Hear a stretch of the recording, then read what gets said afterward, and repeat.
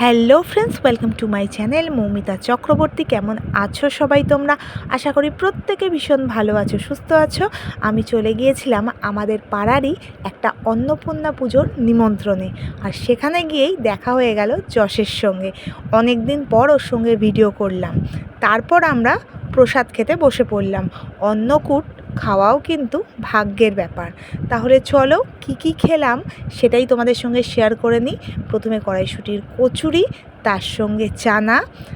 অন্নকূটের প্রধান প্রসাদ হলো এই অন্ন, ভাত, তারপর দিয়ে দিল সবজি দিয়ে ডাল। এরপর যেটা খেলাম সেটা খুবই একটা ইউনিক আইটেম, সেটা হলো গয়না বড়ি। তোমরা দেখো, বড়িটা হচ্ছে ডিজাইন করা। আমি এই প্রথম খেলাম গয়না বড়ি, আর খেতেও ছিল বেশ মুচমুচে। তারপর বেগুন সুন্দরী। যেহেতু বেগুন সুন্দরী আমি নিইনি, তাই অম্বিসার পাতের বেগুন সুন্দরীটাই তোমাদের দেখালাম। তারপর ইঁচড়ের তরকারি আর মটরশুঁটি আলু দিয়ে পনির। ভোগের রান্নার স্বাদই হয় একেবারে অন্যরকম। তারপর চাটনি, পাঁপড় আর পায়েস, আর ছিল কাঁচাগোল্লা। তাহলে ভিডিওটা এখানেই শেষ করলাম। টাটা।